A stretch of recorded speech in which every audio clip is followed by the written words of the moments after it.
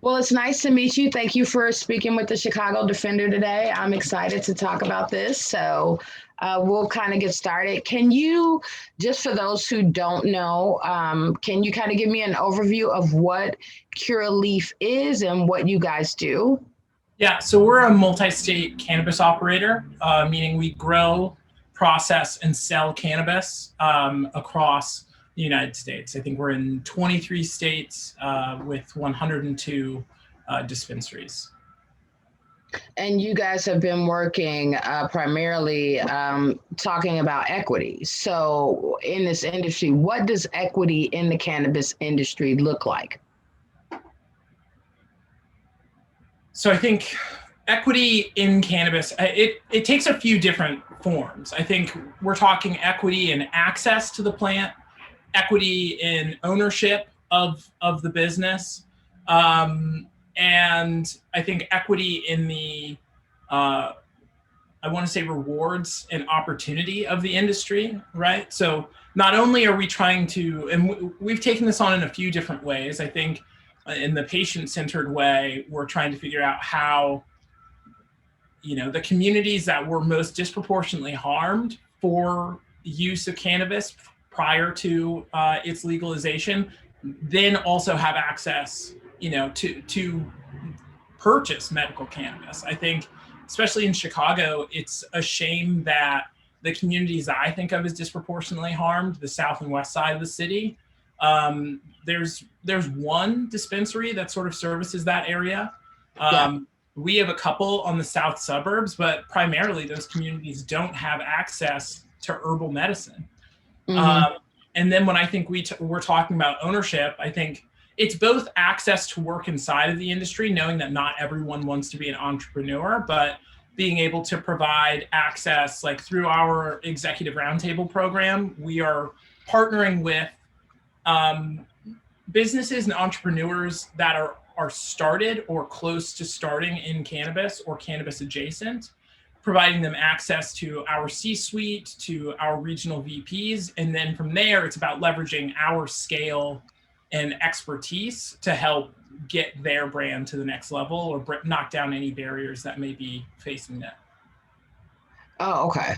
So you guys have a partnership right now with a couple of organizations in Illinois. Can you talk to me about those partnerships and what they entail? Yeah, so we have a few very intentional partnerships across the city. I'll start with Olive Harvey.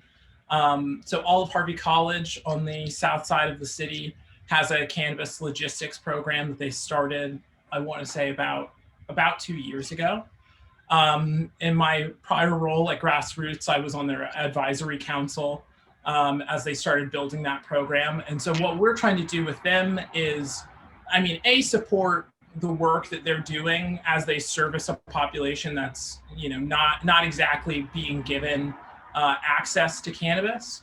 But then, as those students go through the program, we're looking to have paid internship programs, intentional hiring around those graduates, so that we can create an inclusive both company and industry at large. And then, as we look towards job development partners, that was really an understanding that, not everybody wants to be in the cannabis industry, even though their community may have been disproportionately harmed. So those relationships with Cara, with Growing Home, with Greater Westtown were about making really intentional relationships with folks who are just doing job training and community building work, right? Figuring out how, again, we can just leverage our position to help them continue doing the great work that they're doing. And then through that, if there's the opportunity, provide our expertise for training programs, speaking engagements, doing hiring, again, where possible. I'm really excited for the possibility of being able to, work with all of these partners to develop policy.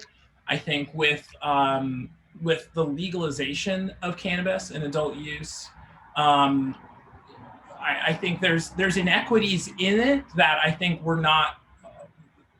folks were not aware of at the beginning. And in particular, if I'm a renter, I could be removed from my home for smoking cannabis, even though it's legal, right? And that disproportionately favors folks who have access to buy a home. Drug testing. I could still lose my job if I worked somewhere that required drug testing. And that is going to disproportionately fall on the shoulders of Black and brown folks. So we've created, even though we have a market that is open to everybody, these kind of collateral consequences that we're looking to address to just make sure that, you know, folks don't lose their housing, folks don't lose access to their benefits, folks don't lose their house because they want, you know, to treat themselves with herbal medicine. I think if you ask the average person who's buying in the adult use market today, they're coming in for insomnia, for pain relief, for anti-anxiety. Like, they are still using it in a medical sense. They just didn't qualify for what the state considered, you know, their medical benefits. Yeah.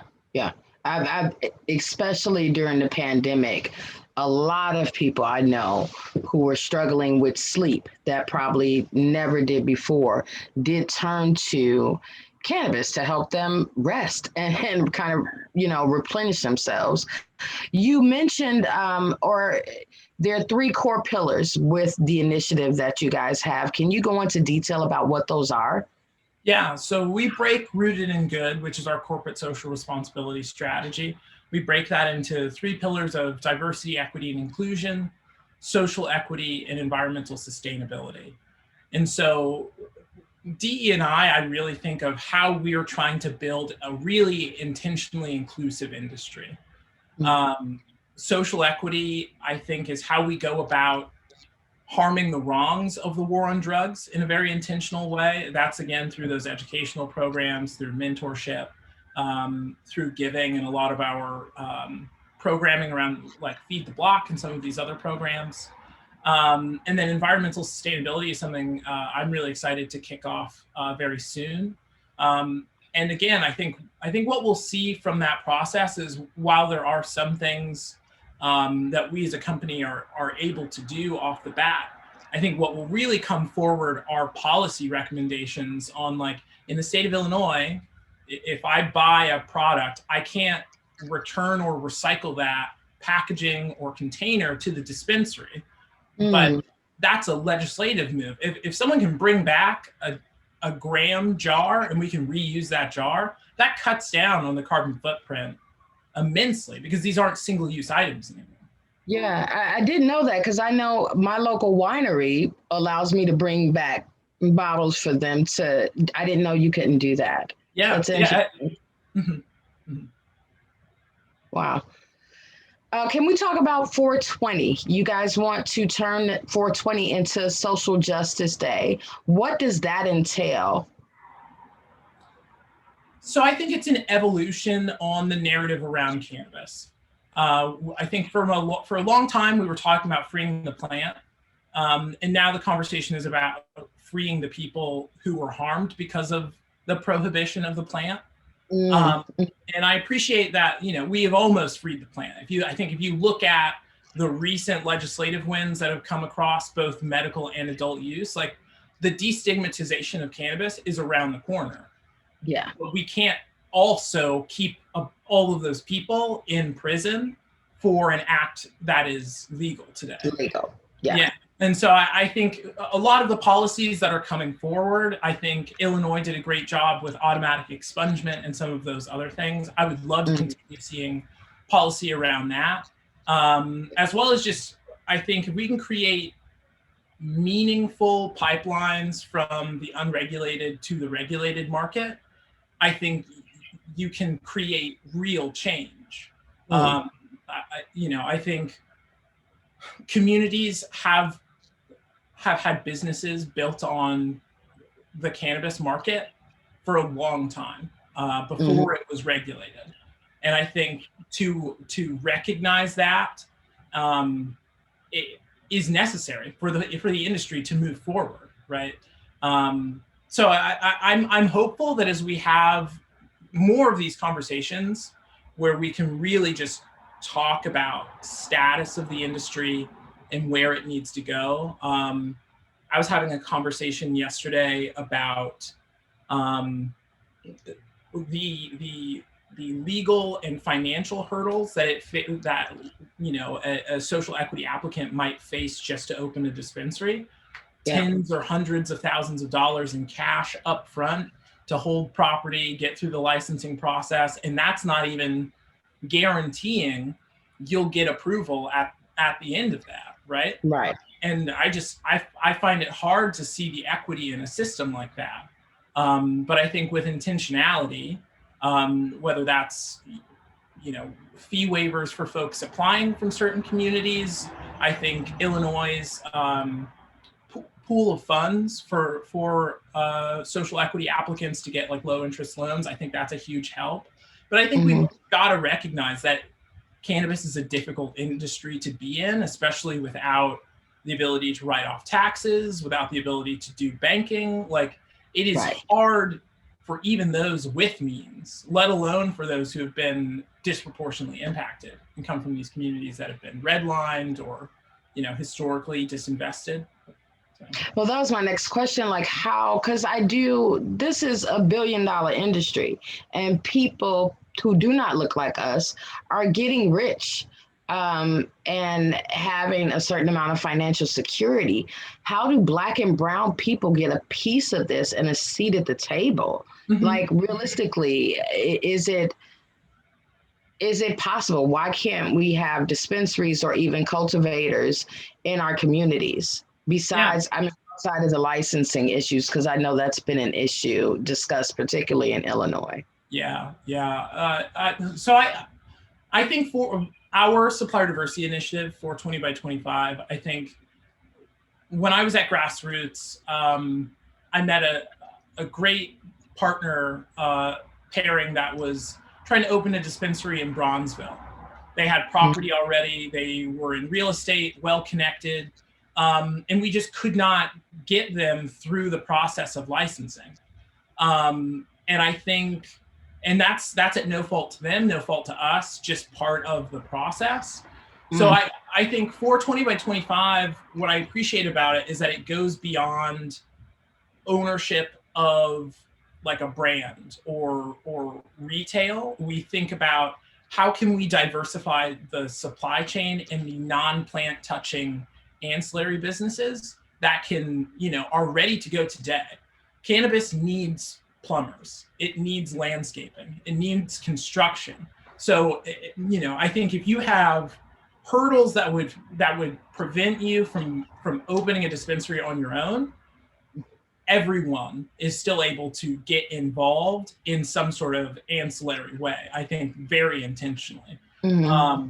So while I think, and I will continue to work to promote diverse ownership, and I think we've got some real opportunities. I think Craft Grow in Illinois, I'm very excited for when that moment comes.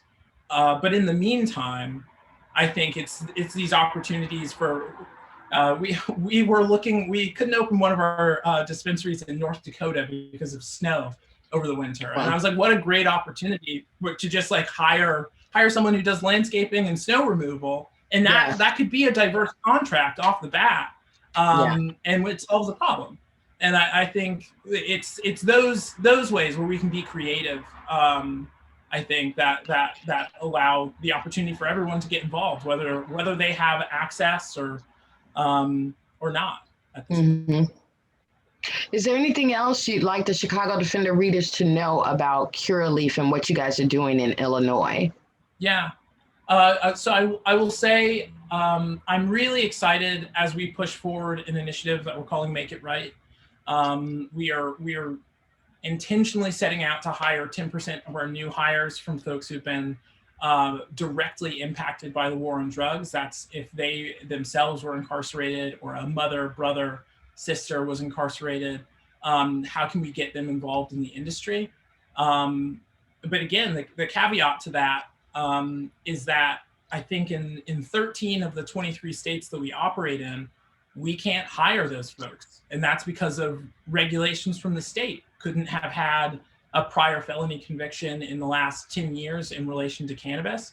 And I think that's, it's problematic. We've got to be able to bring in folks who I think frankly have a historical knowledge of the plant and of the market. Yeah, And by, you know, I don't want to assume negative intentions, but I think the repercussions there are that you still shut out a lot of those folks who would be absolutely. interested in getting involved. So, you know, again, we're trying to talk about this, push forward policy, have conversations with lawmakers and activists, community members. My boss would say we're very good coalition builders. I really appreciate that. We're trying to bring together diverse voices to have conversation on how to build a very intentional and equitable industry. Thank you for speaking with me. Thank you for giving us an insight into what you guys are doing here in the city. Of course. Thank you so much. I really appreciate it.